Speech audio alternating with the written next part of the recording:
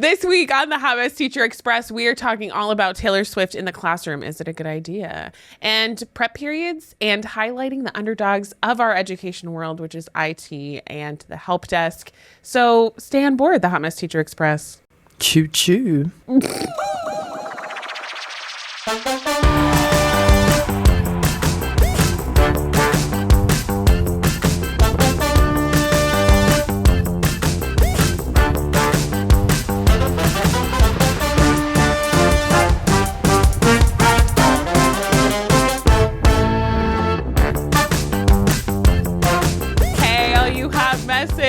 We are back on the tracks this week for a brand new episode, and as always, with me is my best mate, Vinny Thomas. Hi, my name's Vinny Thomas, aka Mr. Thomas English, and yes, I have a ribbon.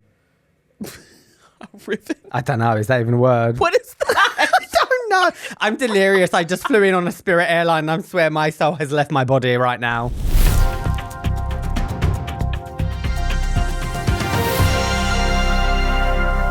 Our first segment is Hot Takes, and this is where we have a topic that's kind of controversial, and we give our unfiltered, uncensored take on it. Today's hot take is using pop music, or specifically Taylor Swift songs, and analyzing them in your classroom.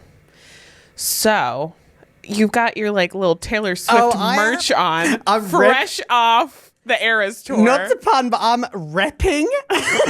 Dear God. Dear God. I'm I've noticed this. I've seen on the Reddit, because we know there's a bunch of teachers, with their little teacher snark online that I'm seeing, and there's quite a big discussion about, I saw a lot, especially when tour tickets came out, people being like, why are teachers trying to get Taylor Swift tour tickets in the middle of the lesson? And then there were other teachers being like, my kids were cheering me on and stuff. And it feeds into that whole classroom community kind of thing.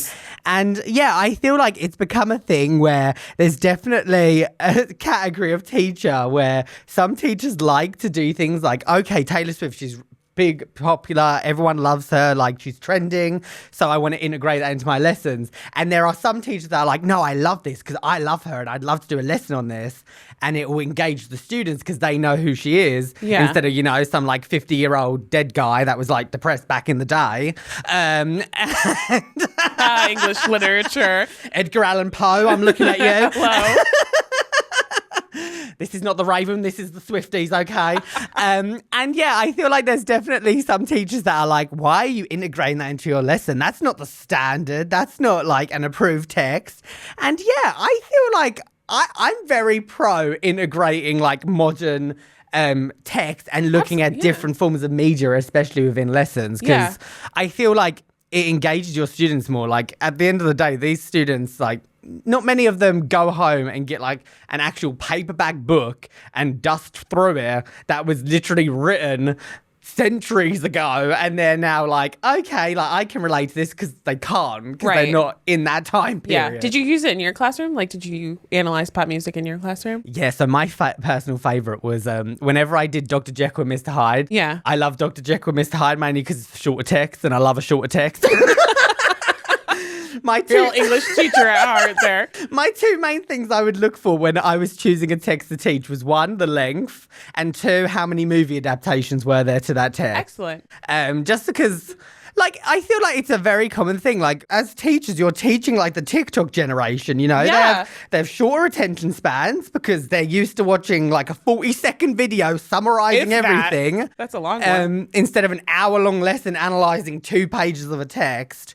And I think it really does help when you're able to look at things that are relevant to them. Yeah. So I used to do it whenever I would do my Dr. Jekyll and Mr. Hyde unit. I would always start by analyzing the Look What You Made Me Do music video for Taylor Swift.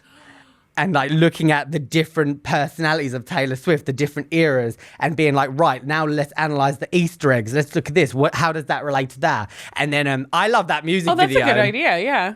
I love it as well because that music video, if you're looking at like the gothic genre, which is what like Dr. Jekyll and Mr. Hyde fits into, that is like a perfect one. Like the whole like zombie graveyard at the start, like her at the top of the tower of all of the previous Taylor Swifts. Like, so I would like analyze realized that. And like, even like the students that weren't like Swifties in my class would be like, wow, it's actually really like fascinating breaking it down. Yeah. And not even necessarily looking at the music, but just looking at the visual standpoint of it. Yeah, I'm very pro for it because I feel like there are certain standards, especially in America, the way the standards are set up. It's like you need to be able to identify mood and tone. And it's like you can easily do that through like looking at a form of media. And it's like you're basically analyzing media as a visual as opposed to a text, which is still the same skill. It's just in a different media form. I have used pop music in my classroom, and specifically Taylor Swift. I tried to use in my classroom, and I had a classroom of probably 80% fifth grade boys, and they just were not on board. It was not the class for it, so I wasn't going to push my love for Taylor Swift down their throats like I'm trying to make them join a cult. Because I was like, no, it's so good. Like, read this. It's an amazing poem that if you take the music away, it really is a poem, and it's fascinating, but I don't.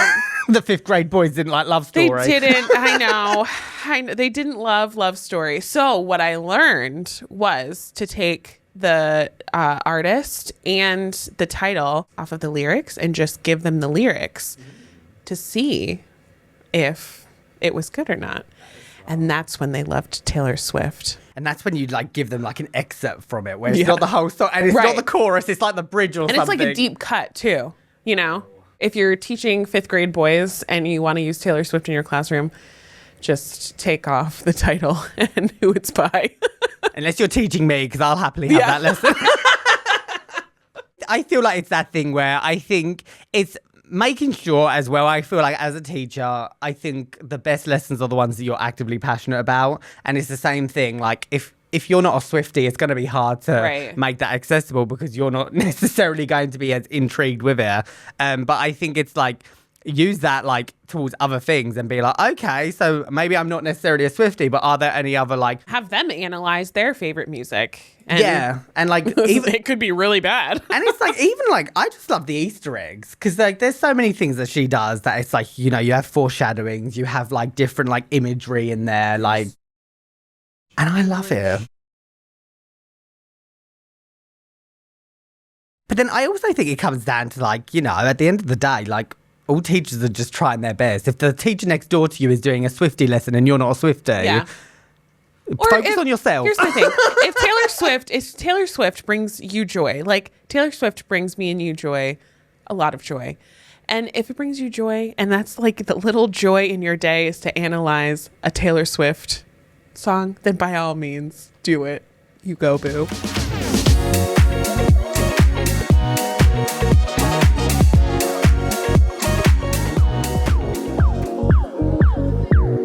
Which brings us on to our next section, British versus American schools. This is the part of the podcast where we go over different themes and different regulations in British schools versus American schools. And today we are going to be comparing, what are we comparing, Jess? Prep periods. Oh, nice. I love a prep period. Same. It's so nice. Okay, then, so what do you want to start with, England or America? Like, actually, so what do you want to start with, the American way or the right way? Oopsie.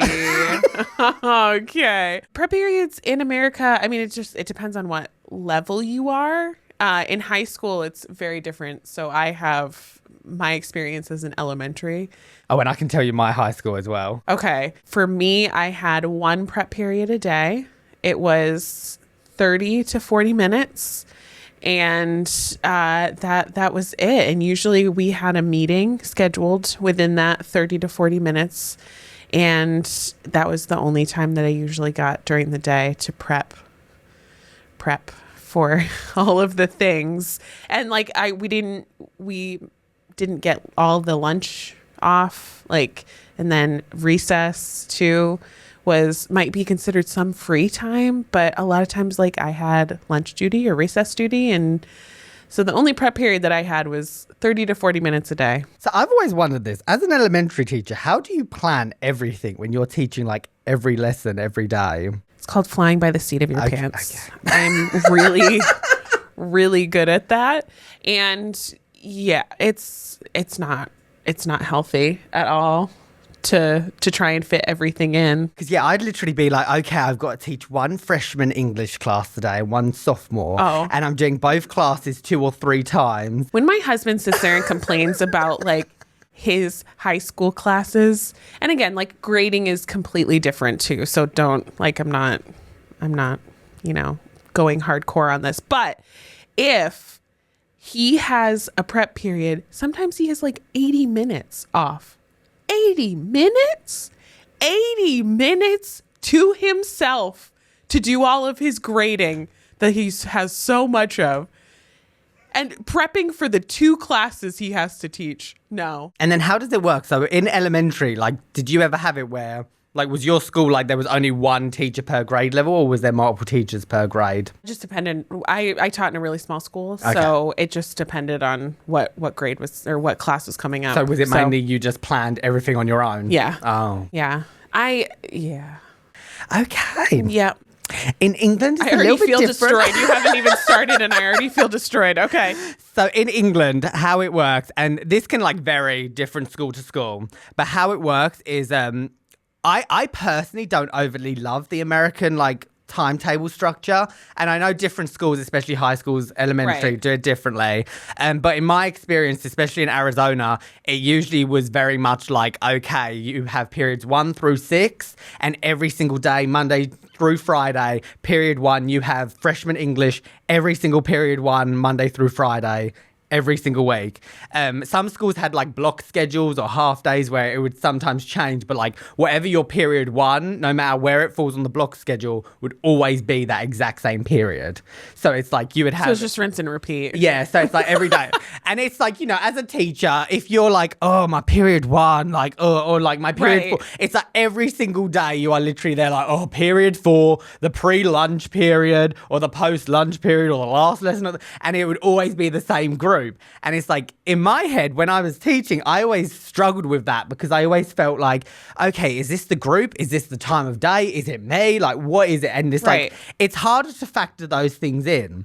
Versus in England, how it worked at all the schools that I taught and trained at, it worked in a way where you basically had a whole master schedule where everything was like completely mixed up, where it would literally be like, okay, you have this class, and how it works is everyone gets blocked in on different times, different days. Okay. So you wouldn't necessarily see the same class every single day. Okay. Like as a teacher, you would basically have about 8 or 9 preps of different year groups if you're a secondary English teacher. How, like 8 or 9 preps? Maybe not. I think actually it's probably about, if I'm thinking about it now, reflecting, I think it works out to be anywhere from 4 to 6. A day or a week? Throughout the 2-week timetable. Okay. So most British schools work on a 2-week timetable. You have about 4 to 6 different classes, and how it would work is you'd be like, if I'm a high school English teacher, I would have like year 7 set, a year 8 mid set, a year 9 high set, a year 10 middle, probably like 3rd set, and maybe an 11th high set. So you would have basically all these different grade levels, and all of the levels would be based on ability. So then you would be like, okay, I'm teaching to a high level year 9 or a low level year 10, whatever it is, and you would have to adjust it.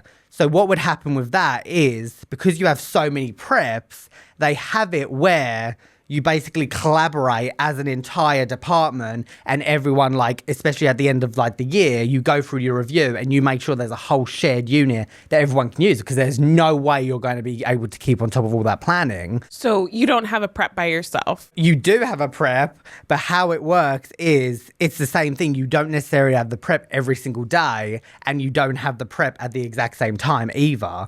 And then some of the preps in England are also set up in a way like, here, I know you could be on your prep, then you get a random phone call, we need you to cover. Right. And it's always the exact same person getting the phone call because they're reliable and always in their class, versus the one that's like sneaking off left, right and centre, never gets called.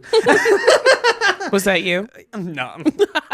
I'd like be hiding under my desk. Yeah, right. My prep period was my poo period. Too much information, but that's the truth. Poop period or prep period? So how it would work is, in England, like the schools I was at, you would have a prep period that you would know for a fact this is the maybe called to sub period. So okay, I've got a prep third period today, but there's a chance I may have to sub. So you take it into account that you're like, I may be able to get stuff done there, I may not. Yeah. Instead of having I've got all the time, like I've got some time to do this, and then you get a phone call and you're like, great, that's an hour like gone and I can't do it. Yeah. So yeah, how it basically works is the schedule's set up in a way where every day you have a different series of lessons. There are some days where you don't even see specific classes, and then with that your prep period changes. Okay. But because it's so much more collaborative, when you have like department meetings, they'll be like, okay, we need to do this. So everyone that teaches like this grade level, you're going to meet over here, and then we're going to do this and that. And like, it's a lot easier to keep on top of the planning. Whereas I feel like in England, the majority of the time, it's not necessarily the planning that takes the amount of time, it's the grading. Because it's not necessarily grading as in we're going to put a number into the system. It's grading as in we need to look through these English essays and we need to give informed feedback that the students then need to go through and improve doing a now do this task. And then we're able to track their growth through what they're writing each time instead of we're tracking their growth through a number where we're putting in like a random quiz here and there. I feel like if I were to have a prep period where like I had to do something, a lot of times my prep period, because it was so short, it was just, why even get started? So I just sit in the darkness. And I feel like, especially like teaching high school, I feel like the way that the structure, this kind of got on to more like the timetable than the prep period, but it's kind of like, I feel like you start to feel like a robot because you copy the exact same formula for the for the actual thing, that you feel like you're on a conveyor belt being like, right, so I need to do this, ask these questions, do this. And you're repeating the same lesson if you're someone that just teaches like freshman English and you're repeating the same lesson like 6 times. Yeah. By the end of the day, you're like, wow, like I just don't even know who I am anymore. But here's my thing though, too, about that is that when you have a schedule that's like mixed up all the time and you almost like don't know what's happening that day. I always knew that Wednesday I had a prep period right first thing in the morning. Like I always knew that. And it's almost one less thing for me to think about. So I don't know who won this one. I'd say both of them have positives and negatives. Yeah. I think I like that in England you get to see students at different times of the day, and you get like, it's nice to get a break every now and then as well. But then on the flip side, there are other days where you could see the same class twice in one day. So it's always an interesting one. So it's a draw? Yeah. Is it a draw? I'd say it's a draw. Way to go, America. Yeah.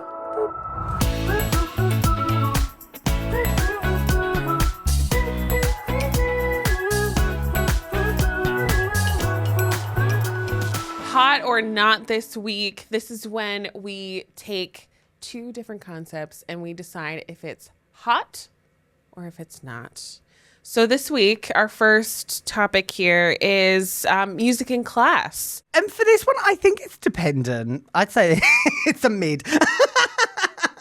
It's like, it's lukewarm. It's not boiling yet. The pasta's not been put in the water, but it's getting there. Yeah, I would say for this, it's completely dependent on it.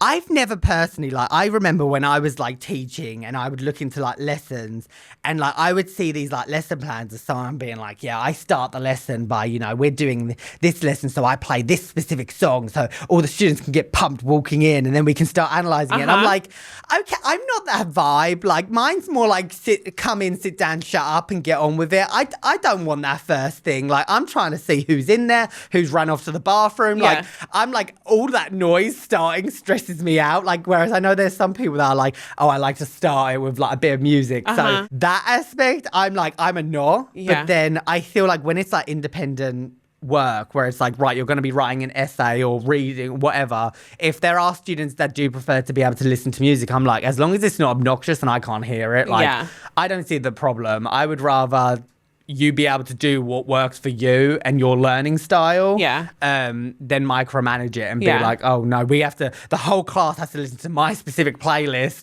For me, it's a not. It's a not, because in elementary school it ended up being way more distracting than necessary.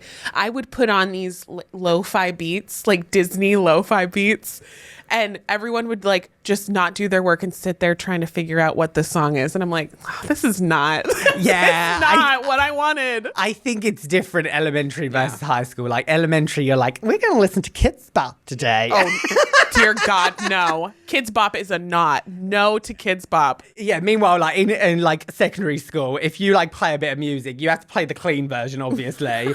And all of these like you have 18-year-olds that are like, play the one with the like FU in it. Like, and you're just like, yeah, no, because my principal's gonna walk past and I'm gonna be effed, you know?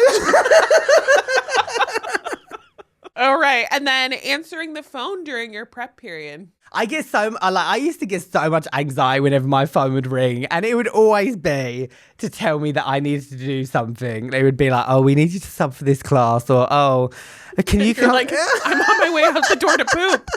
Yeah, I'm literally like, I'm touching cloth here. Can I please I'm turtling.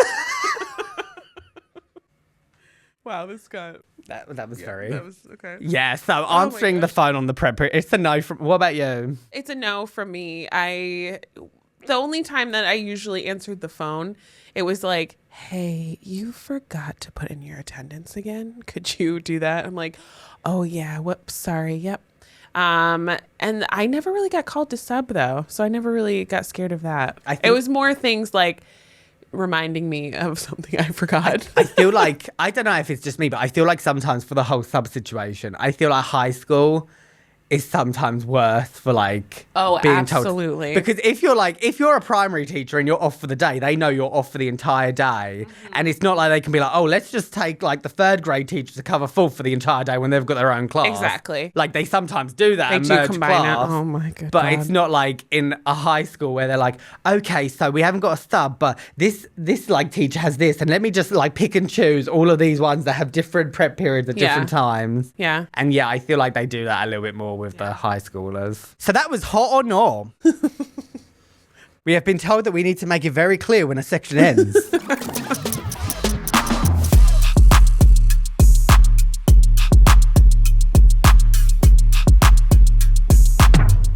Which brings us on to our next section, Grind the Gears. This is the part of the show where we just rant for 30 seconds about anything that annoys us. Please join us. If you ever have anything that annoys you, just rant for 30 seconds. You can do it to your friend, your partner. I mean, you can even do it to your students as long as you don't cuss. Obviously, if you want to do it to an imaginary person while you're driving, I do that all the time. I also interview myself whenever I'm on a long drive. I've had many interviews on the late night show on the highway.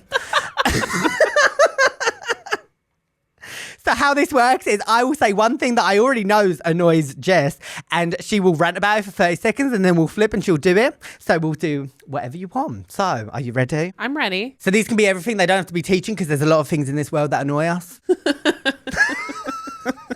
A lot. Some of us more than others, right, Jess? Yeah.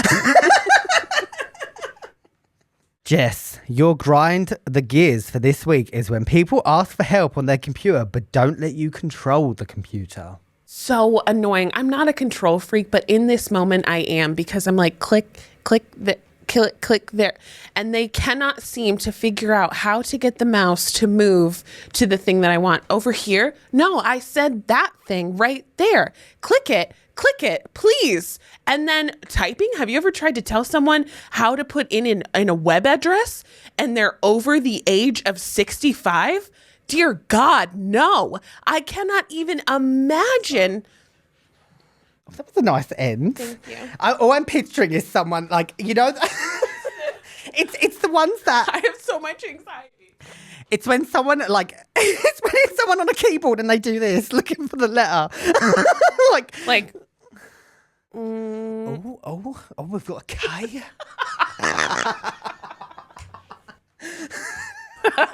We've got a K. Your topic for this week is when people post a photo or a reel on Instagram, share it to their stories, and then use a GIF that says new post and cover up the entire thing. Oh, okay. As a full-time content creator, this really does grind my gears. Let me know when. It's brewing. Okay. And I'm close to my prep. I know. And release. In all honesty, if the photo didn't do that well the first time or the video, it flopped. You're in your flop area. You need to move on. You need to grow from it. No one cares that it's on the story. They didn't want to see it the first time, let alone the second or the third time. New post. No one cares, mate. Move on with your life. No one really wants to engage with it. Let's be real. And not to mention, your engagement is going down. The analytics aren't matching up. You've got 1 million followers and you've got 10,000 likes. I mean, you've got a problem there. It's not a new post. It's a you problem, mate. So please move on. You had 5 seconds to spare. Nah, but I was going in circles. I know I feel a lot better. What about you? No. I feel like you look more... You're more stressed after that segment.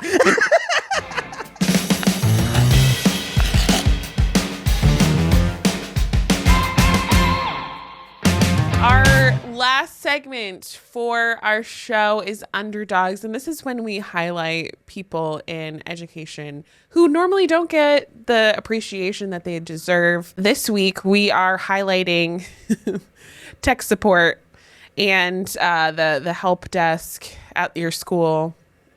Those people have gone through the ringer over the last 3 years trying, again, what my grind to the gears was about. They live every single day. And I cannot even imagine having the patience to do that with children and with older veteran teachers who refuse to do anything new. And in regards to technology. I just want to say bless them as well, because I know for a fact there's been so many times where students came to me with a tech support issue and I've tried and I've reached the end of my rope and I'm like, I could probably help you with this if I spend 5 more minutes, but unfortunately my patience has left the building. Please go down to tech support. So thank you so much, especially when it is a student that we could use a little break from. It's always a massive bonus. Mm-hmm. So yeah, I definitely feel like tech support, quite often, whenever things go wrong, it's always like, oh, this is a technical issue, blame the tech support. Why didn't tech support do this? But it's like, they really do work a lot. And it's like, there's a lot of skill involved. And especially turning around everything into distance learning like they did a few years ago. That's amazing. So thank you for what you guys do every single day for our schools to make sure that they're running in that cloud. And that brings us to the end of today's show. Thank you so much for listening, watching, however you consume this media. I don't care, as long as you consume it in some way, shape or form. I hope you have the most amazing day, amazing week. Follow us on all socials. And if you don't, that's fine as well. See you later. Bye.